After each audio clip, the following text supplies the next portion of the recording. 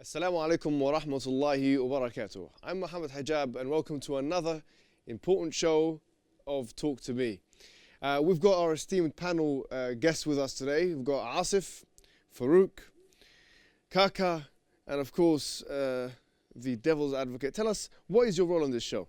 Yes, I'm the Devil's Advocate, Brother Hamza, basically to try and give the other voice or the contention to the main argument that people are saying in regards to the panel and the audience. Okay, well, today's show is about an important, prohibition in Islam, which is zina. Zina, for those who don't know what it means, is fornication outside of the scope of marital relationship.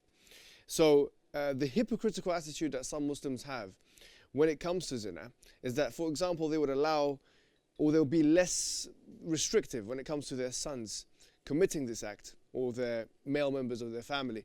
When it comes to female members of their family, they'll be very, very restrictive, almost as if for women the sin is heavier and more. And of course this is not the case. So what I wanted to do is kind of explore different themes when it comes to this attitude and get the audience members' opinion on this and explore why is it that this attitude actually exists within our community. So let me get started with one of our panel members. Kaka, since you're a new panel member, I won't be asking you, I'll be asking Asif himself. Tell me now, Asif, what do you think? I mean, this issue of zina is huge. I mean, I'm sure you remember when we were actually giving a talk together at one of the universities in London. Right. Over 100 people, maybe 120 people, I asked them, all Muslims, majority Muslims, I asked them, put your hand up if you know a Muslim who's involved in zina.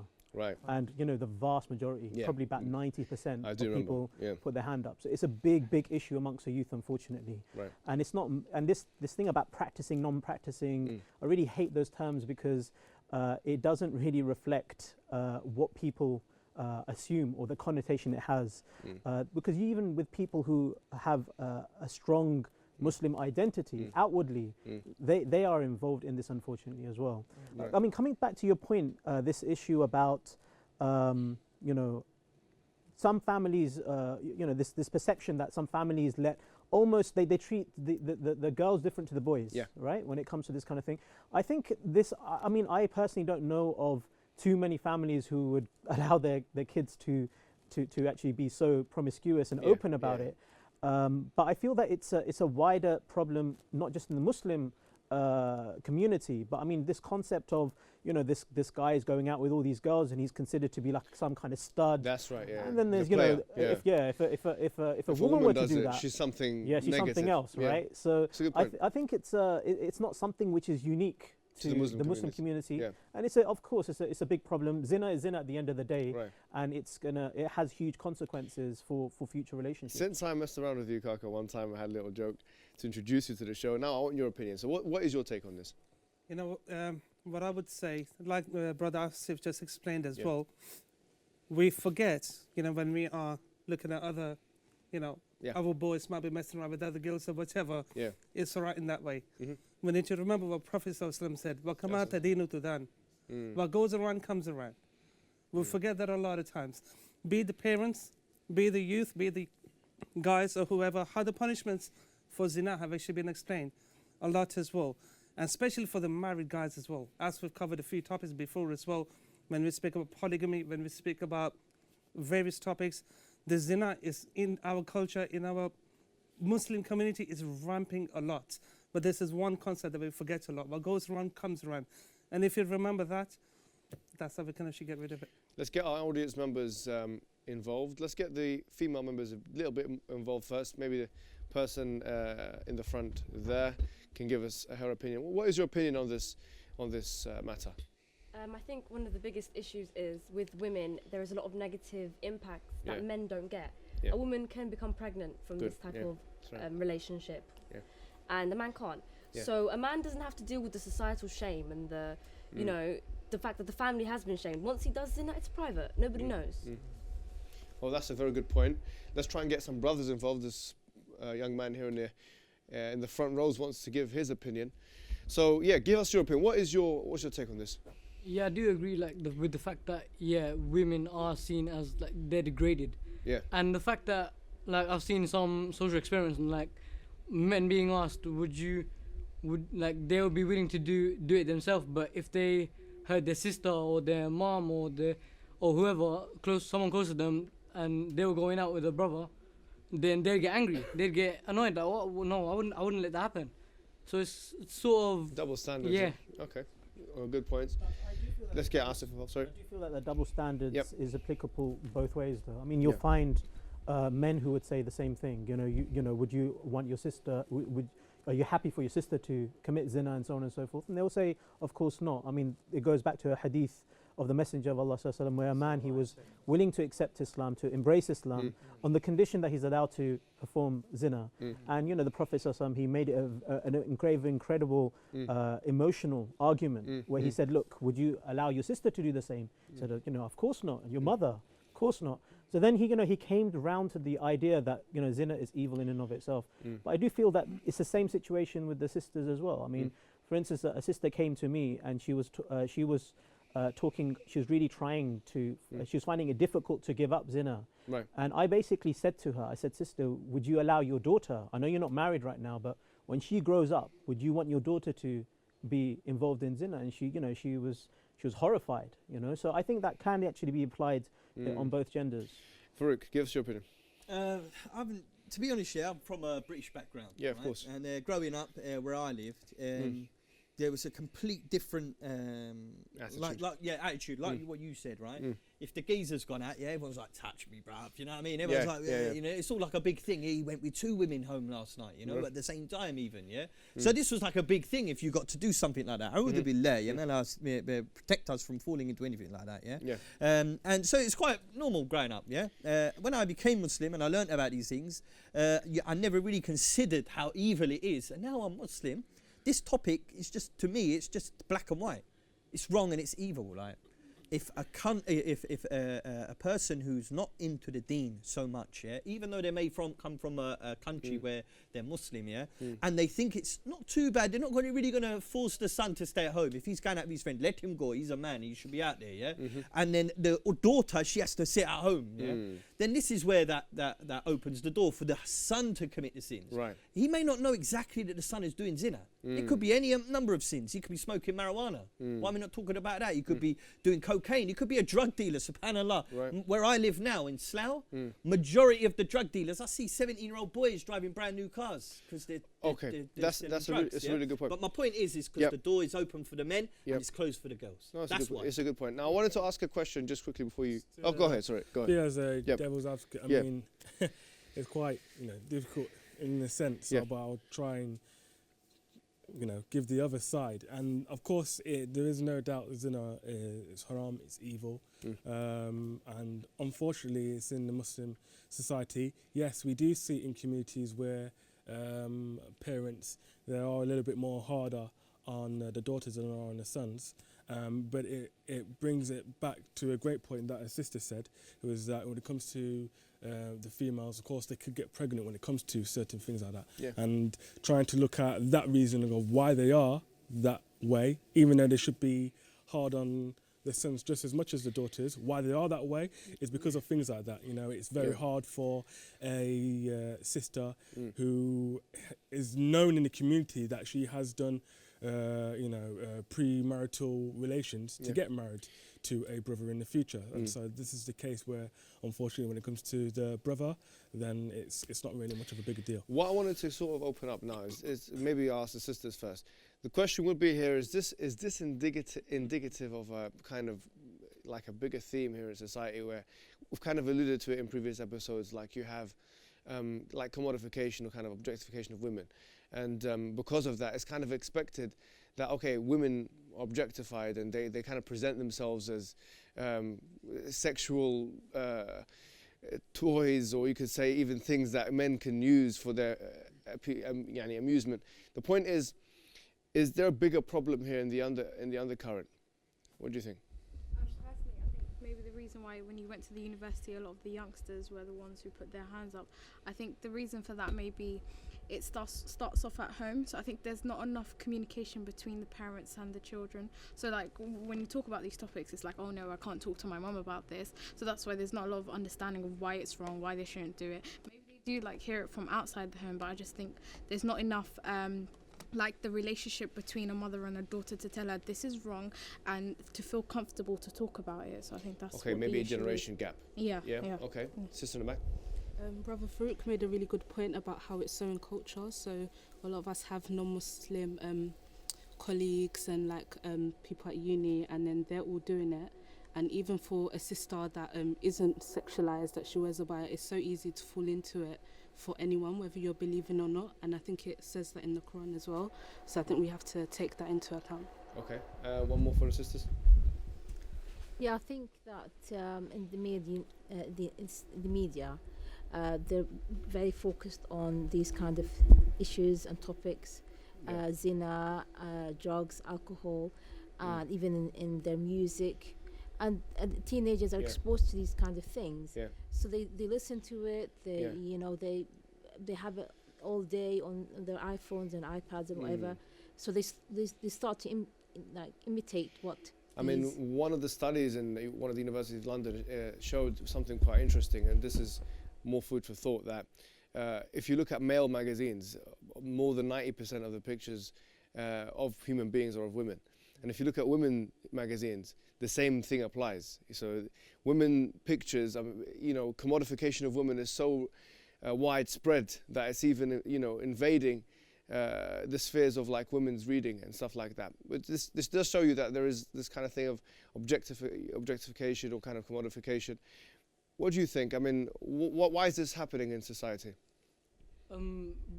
With the issue of zina, of course, it's happening because there's temptation everywhere. But the fact that it does happen, and parents are aware of it, happening in the general sense, they're aware of it happening. It's happening with teenagers everywhere. But the fact, let's assume that the daughter did get pregnant, what the parents would do, the parents would humiliate the daughter instead of helping them, instead of supporting them, instead of supporting them saying, "Oh, we'll help you get through this." They will look at their daughter in a way that it's degrading and. Right. Well, I mean, the sister made a very similar point before, because the signs of zina or fornication for women can be, in the case of pregnancy, in the case of losing one's virginity from a biological perspective, much more clear. Ali, do you want to make a point? What you said. If you just, what was your point? Degrading. The parents degrading. Degrading instead of helping them. That shows. It's not a matter of. If you think about it, it's not a matter of. Well, I'm not saying the parents don't care about their daughter, but it shows that there's an honor aspect of it. It's like, this is our honor. It's not a matter of, okay, she's my daughter, this has happened. It's more of, what's people gonna think? This is, if they see the woman as it's an honor. That's why you hear about honor killings, because here is because you don't see honor. I've never heard of honor killings because of a male. Like, for example, you killing the guy because he was indulged in zina. It's a good but point. Because of a female, they see her as she's our honor. She's we have to protect her, not because we care, or maybe, I don't know, it might be, we want her to abstain from zina because Allah subhanahu wa ta'ala won't like it. If you think about it, it's like falling into shirk, because you don't care. It's not a matter of what would Allah think and my daughter going astray. I believe, I might be wrong, it's more concerned of, hey, this is the family honor you've just ruined. So if you think about it, they don't even, I don't know, I don't know, if may Allah forgive me, but to me it just seems like it's just do you even really care about your daughter in those aspects where if she fell into that, instead of helping her, you've just abused her more?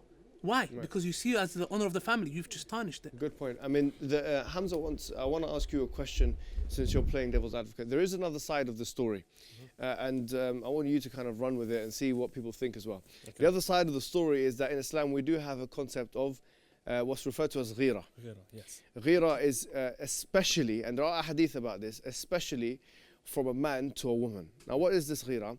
Ghira is basically protective jealousy. That's right. So this is an Islamic concept.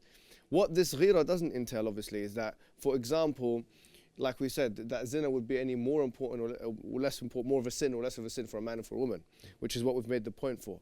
However, is there room for protective jealousy? Has society become not protectively jealous of women?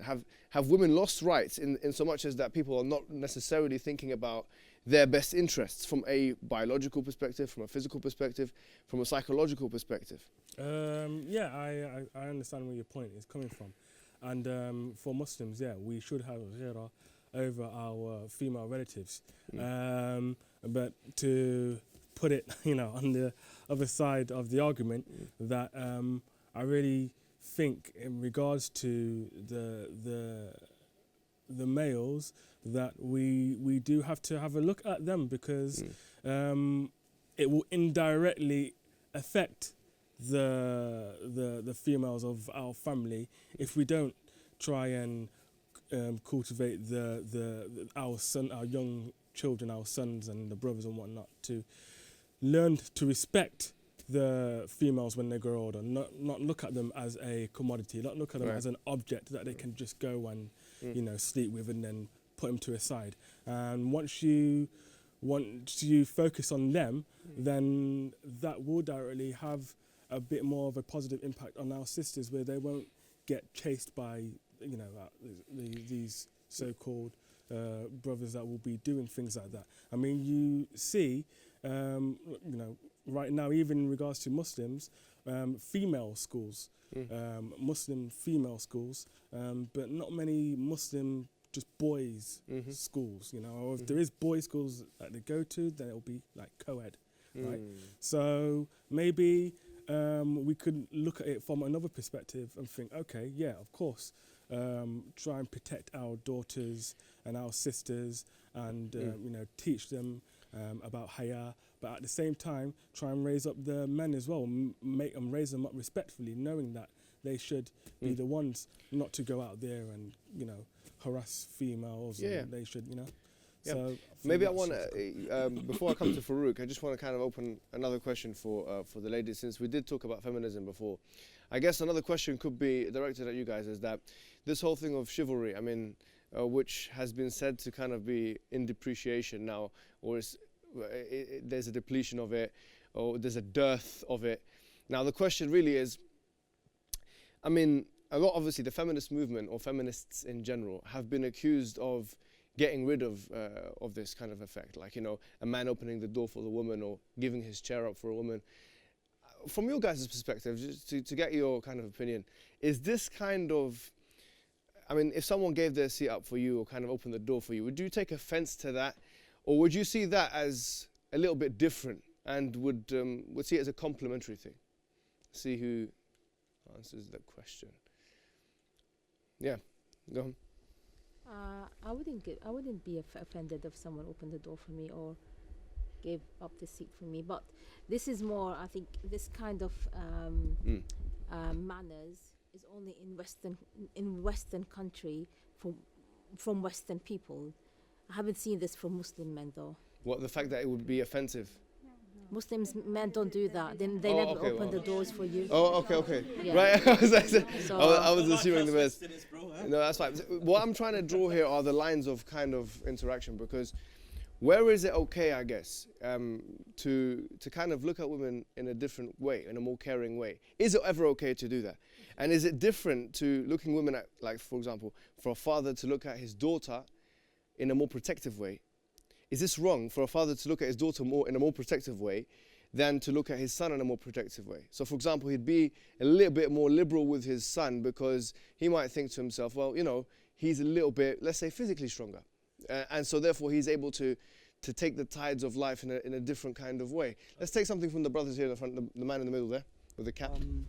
I want to say that it's okay I would say it would be okay for a father to be more protective with their daughter, because you don't really see women being more persistent on telling men to commit zina with them, because you tend to find in the young generation that it's and I have a lot of I would say classmates as well that do this as well, that it's the men that keep on persisting and getting that social gain, being known as the guy who does that. So that's why I think, and parents do understand that as well, and they want to protect that. That's why they enforce it more onto their daughters, because they're more vulnerable, as the men would be more persistent, and they're normally you see the men who are after it.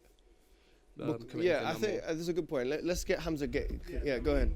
I understand where the brother's point is coming from, but this is where I'm giving that argument now, another side, where I think it's not always up for the sister to try and, you know, reject the. I mean, she should obviously, but it's more for the parents to try and instill in the boys to have that chivalry, if that kind of makes sense. Well, that gentleman demeanor that they shouldn't be going out and doing that in the first place. Right. I think half of the battle would be won if there were men that were, you know, even if they don't believe, if they're not God-fearing or don't believe in God, but they're like, okay, well, that's a woman. I respect her. She doesn't want to be harassed. She doesn't want to be, you know. I guess what I'm trying to leave her alone. What I was going to say is that I guess this is a bit of a double-edged sword, because sometimes, I mean, in sociology you have what's referred to as chivalry effect. So in judgments, for example, in court cases where the judge will feel, let's say, empathetic or sympathetic for women, and so would reduce their sentence. This is called chivalry effect. But at the same time, we have atrocities like Ali Dawah's mentioned, things like honor killings and things like that, because the woman is seen as some sort of gem, and some kind of irrational behavior comes out of that. So I guess the question is, how do we balance these kinds of attitudes? Go ahead, sir. I think the root of it, and I think the source of it should be the tarbiyah that the parents give to the children from a very young age. And then, because, you know, if you go back to the Quran and Sunnah, it talks about being soft to the children, being a certain age, be strict with them, but it doesn't say specifically for boys or for girls, but I think they should be treated equally. So just as the girls are taught to protect themselves, boys should be taught, the males should be taught as well to protect themselves as well, at the same time protect the sisters. So I think if the tarbiyah is done in such a level, I've seen families myself, I witnessed with my own eyes, where the boys and the girls are treated equally right, and the tarbiyah is amazing, and when they grow up, mashallah, they become wonderful human beings. Yeah, the man in the middle. Yeah, similar to your point and his point about how you said double-edged sword. No, I forgot completely. No, we'll come back to you if you forgot. Anyways, no, I got another point. Anyway. Well, okay, you've got something else. It might be a bit of a weird statement to say, but like parents need to know the difference between protecting and caring. They need to know what both are. Right. Because if you can be protective and not caring. Okay. Like you can be protective of your daughter, but not care about, like, if she does end up doing that and does get pregnant and then not, and that element of care is not there, then there's no, I would say that there's not much point of the protection being there if the care doesn't exist. Farouk, yes, good point. Farouk, what did you say? Yeah, there's a couple of points I wanted to make really quickly. Yeah, the first one is I remember when I first became Muslim, there was this brother, right? He was looking for marriage. He goes, yeah, I want that virgin girl. Yeah. Okay. I said, are you a virgin? He said, no. I said, so why do you want for yourself? Yeah, what you're not giving to anybody else. Yeah, that was one point I wanted to make. Yeah, that's another thing. A lot of boys, they want to marry a virgin girl, yet they themselves have not practiced that celibacy. So why should they deserve to have that? I read a story the other day. Literally, a man found out his wife was not a virgin when he went with her, so therefore it ended up being an honor killing. Yeah, this is not in this country; it's another country. Yeah, right. But to add on to what the brothers were just saying just there. Yeah, Subhanallah al-Azim. When it comes to the sisters in particular, and the brothers as well, but both, in the time of the Sahaba radiallahu anhu, they had a way of protecting them from a very young age. As soon as they hit maturity, we used to open the doors to them to get married. As soon as they hit maturity, they used to open the doors for marriage for them. Yeah. In our society, however, we repress 16, that 18 until they, he's 30. There's a brother now, he's just turned 32. He ain't even married. No, I was just referring to the legal age. Oh yeah, but legal age. Oh, sorry. No, but for the brother to, and I know the brother's a good brother, mashallah. He's 32. He's never been with another woman. Now, he's, mashallah, may Allah bless him. Yeah, may Allah bless people like that who could do that. But living in such a hyper-desexualized society, everywhere you turn, a woman is draped over it in order to sell it. Yeah, the women end up feeling like they have to be like that. The brothers end up feeling like they want a woman like that. Yeah, right. But when it comes to it, with what they're going to marry, they want to marry a woman who is protected herself, which I think is a slight injustice, because they come to Islam when they want marriage, but when they want to fornicate, they go elsewhere and they look at other types of women. Good point. So, anyway. I think the sister in the middle wants to contribute one more time. Go ahead. So I think the issue is, because we're saying that there's a lot of females who do protect their virginity and all of that. The issue is starting from young. If there is the same equal protection between the female and the male, then we wouldn't even have to discuss this issue, because both sides would have been protecting themselves and they wouldn't be doing these things. So that's just my point. Good. I think also I believe in like Gira and everything, but I think parents also really have to remember that the punishment is the same for men and women. That's a good point. Yeah, so that's a point I think which has been highlighted in this show, that actually from an Islamic perspective there is no greater sin for a woman committing this particular sin than it is for a man. And the Quran makes it clear that the pure men for the pure women, and pure women for the pure men. So that's what you were alluding to before. Ali, go ahead. This will be the last contribution. Yeah. By the way, just to correct you, so there's no understanding. Besides the point, you know, it said pure men are for pure women. This does not mean like virgin. If they've repented and they've come back, just to correct it, because there might be a misunderstanding. Well, no, there are some mufassirin that yeah, say there is, but you know, it's just so we can understand what pure means, because if somebody's repented, and anyways, the repentance is something which yeah, is, exactly. Is, anyway, yeah. I just want to clarify that. But we did this. The brother was talking about the experiment we did. We carried out with my team. It was called "I Want a Pious Wife." So what we'll do is we'll go to individuals and be like, you know, does your sister have? None of we'll say to them like, what kind of a wife would you want? So they'll be like, yeah, I want a righteous wife who's a virgin, etc., etc. And we'll say to him, like, you know, do you have a girlfriend? And he's like, yeah, of course I do. You know, how many have you had? He's like, oh yeah, plenty. You know. So the thing is, you can see, you know, what it comes down to, Aki, is there's hypocrisy out there, right? And it all comes down to a lack. If you don't have fear of Allah Subhanahu wa Taala, Aki, that's what it is. You get it. It's not even a matter of if it will happen to your sister or your mother, this, that. You know, some people don't care. They're like, I don't care. Some people say, look, I don't. So it's a matter of taqwa. If you don't have the fear of Allah, these arguments, yes, the Prophet ﷺ used it and it's valid. Yeah. But some people, they're to a level where, I think the matter comes back to fearing Allah. And well, with that beautiful note, I think this is a beautiful time to close the session. It's been a fantastic contribution from everyone in this studio. Jazakumullahu khairan, and make sure to continue watching this show. Wassalamu alaikum wa rahmatullahi wa barakatuh.